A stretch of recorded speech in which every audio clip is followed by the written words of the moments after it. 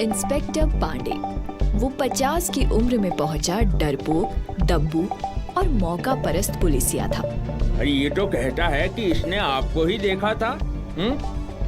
इसके कहने से क्या होता है? मैं उस वक्त अपनी सहेलियों के साथ थी, ग्रुप स्टडी के लिए। अरे यही थी, देखिए चिट्ठी लिख के बुलाई थी हमको। इंस्पेक्टर पांडे ने दिया की तरफ देखा। अरे कमाल करते हो पांडे जी, अब स्टैंडर्ड गिराओगे हमारा। एक यही चिरकुट बचा है हमारे पास लव लेटर देने को। अरे नहीं नहीं, बिल्कुल नहीं। ए, क्या बकता है? दिया मैडम ऐसी है क्या? फिर कभी बेसिर पैर की शिकायत किए ना तो तुम्ही को धर कर अंदर कर देंगे, समझे? अरे भक्त ससुर, चले आते हैं मारे कंप्लेन लिखावे। और कोनो काम नहीं है क्या हमारे पास? है? दिया बाहर आ गई, जहाँ उसकी सहेलियां खड़ी थी। दिया, तू ठीक है? कुछ पंगा तो नहीं हुआ? अरे नहीं यार, उस पंख नुचे मुर्गी के लिए पांडे मुझसे उलझेगा क्या? बाकियों का कुछ नहीं कर सकते, पर इन दीपक जैसों की तो मिट्टी झाड़ ही सकते हैं ना। साली। सबने मुड़कर देखा। दीपक एक बाइक पर बैठा उनके सामने था। तुझे तो मैं देख लूंगा। उसने पहले दिया फिर पूजा पर अपनी डेढ़ नजर डाली। पिछली रात की धुलाई के बाद से उसकी एक आंख पूरी खुल नहीं रही थी। दफा हो जा यहाँ से, नहीं तो पटक के मारूंगी। एक सुबह दिया कॉलेज के लिए निकलने वाली थी जब उसका ध्यान टीवी पर गया। नमस्कार, आज मैं लेकर आया हूँ एक एक्सक्लूसिव रिपोर्ट। जी हाँ, एक ऐसा स्टेशन जहाँ रात को जाने की पाबंदी है। कहते हैं इस भूतिया स्टेशन पर रात में जाना मना है। वहाँ कुछ ऐसा है जो लोगों के मन में... अरे यही तो राजीव का घर है, मेरा दोस्त।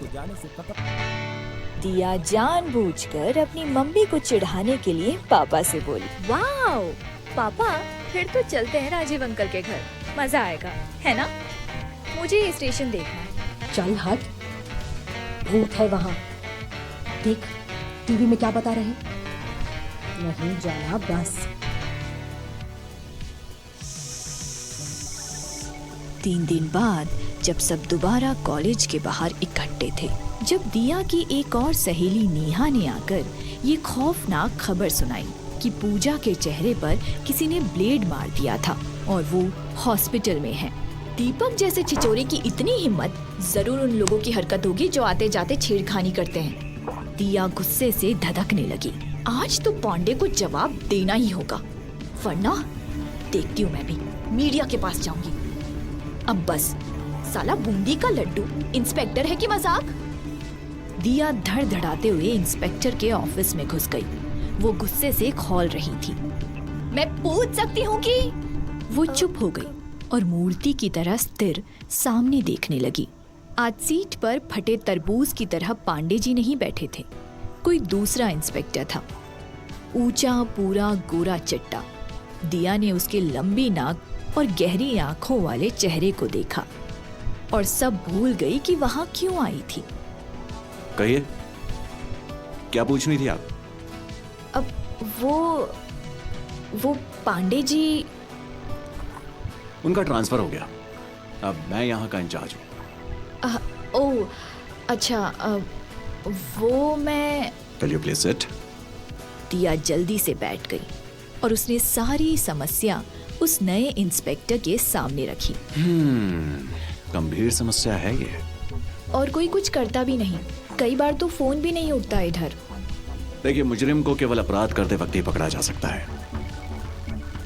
आप एक काम कीजिए, मेरा पर्सनल नंबर भी रखिए और जैसे इस तरह की कोई घटना हो तुरंत मुझे कॉल करके बताइए, चाहे कोई भी वक्त हो। ओके? दिया हक बकाई सी देखने लगी। ऐसे व्यवहार की तो उसे उम्मीद भी नहीं थी।